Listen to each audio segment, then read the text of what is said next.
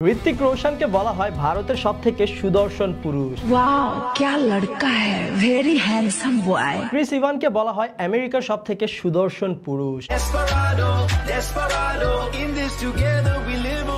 ইমরান আব্বাসকে বলা হয় পাকিস্তানের সবথেকে সুদর্শন পুরুষ।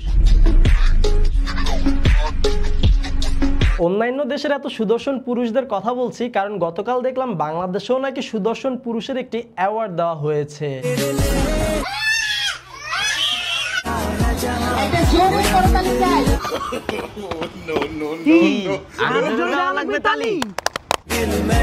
বিরাট ঘটনা ঘটে গেছে এটা বলতে পারি। মূলত যেই ভাইয়াটিকে সুদর্শন পুরুষের অ্যাওয়ার্ডটি দেওয়া হয়েছে এটা কোনো কথা यार। ওনার হাতে অ্যাওয়ার্ড দেখে বিটিএস এর উপর আমার মায়া বেড়ে গেছে। But how it possible? দেখেন ভাই 2022 সালে বিটিএস এর মেম্বার জাংকুক যখন one of the best handsome man হিসেবে নির্বাচিত হয়েছিল তখন আমরা কতই না তাকে নিয়ে সমালোচনা করেছিলাম। আমাদের পছন্দ না হওয়ার জন্য ধন্যবাদ। এটা বেটা না বেটি? এর থেকে তো আমাদের টিকটকাররা আরো বেশি হ্যান্ডসাম। ভাই কি বুঝা এর হ্যান্ডসামের অ্যাওয়ার্ড দিল? খোঁজ নাও ঘটনা কি। এখন তো মনে হচ্ছে বিটিএস এর টিম মেম্বারদের দেওয়া বোধ দেওয়ার জন্য আজকে আমাদের এই দিন দেখা লাগলো।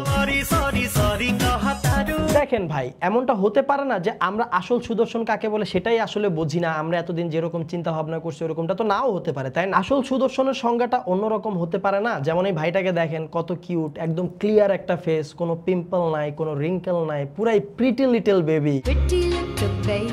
এই কিরে, আমি তো কথার ছন্দ মিলানোর জন্য প্রিটি লিটল বেবি গানটা গাইলাম, তাই বলে কি এরকম একটা সুদর্শন পুরুষের সাথে মেয়ের ছবি লাগাই দিবি বেটা তুই? স্যার এটা কোনো মেয়ে না, এটাই আমাদের সেই সুদর্শন ভাই। উনি এখন অ্যাক্টিং এর ভিতরে আছে। গলায় মালা, আঙ্গুলে রিং, এগুলাই তো ফ্যাশন আইকন। আমার সঙ্গে ফাজলামি করবে না। দেখেন ভাই অভিনয়ের জন্য কিন্তু মানুষ বলেন, বড় বড় আর্টিস্ট বলেন, বাঘা বাঘা ক্যারেক্টার, তারা কিন্তু অভিনয়ের খাতিরে ক্যারেক্টারের ভিতর ঢুকে যেতেই পারে। তাই বলে তো আর সুদর্শনতা কমে যাবে না। ये सब क्या देखना पड़ रहा है? अच्छा है मैं अंधा हूँ। যাই হোক, বর্তমানে এমন একটা সময় চলতেছে যে আশেপাশের মানুষজনকে অ্যাওয়ার্ড দেওয়া হচ্ছে, কিন্তু তারা কেন পাচ্ছে, কি জন্য অ্যাওয়ার্ড দেওয়া হচ্ছে, এটা নিয়ে আবার রহস্য সৃষ্টি হচ্ছে। টাটা বাই বাই, আল্লাহ হাফেজ, খোদা হাফেজ, বাই বাই, ভাই বিদায়। কারে টাটা দিচ্ছেন? রুচি আর পছন্দের বিদায় দিচ্ছি, কারণ দেশটার মধ্যে রুচির দুর্ভিক্ষ লাগছে। কথা কি ক্লিয়ার না ভেজাল আছে? এখন বাংলাদেশে কিন্তু হ্যান্ডসাম বলেন আর সুদর্শন পুরুষ বলেন সংখ্যা কিন্তু নেহায়ত কম না। মেগাস্টার শাকিব খানকে বাদ দিলাম, কিয়ামের কথা বলেন কিংবা আরিফিন শুভ, এরা তো কোনো দিক দিয়ে কম না। ক্রিকেটার তাসকিন আহমেদ কিংবা ফুটবলার জামাল ভুঁইয়া, সব যদি সাইডেও চাপায়া দেয়, আমাদের হুজুর আবরারুল হক আসিফ, উনিও তো কোনো দিক দিয়ে কম যায় না। তারা কি সুদর্শন না? কেন তারা বাদ যাবে? তারা কি করতে পারে না? এভাবে টিকটক করতে পারে না?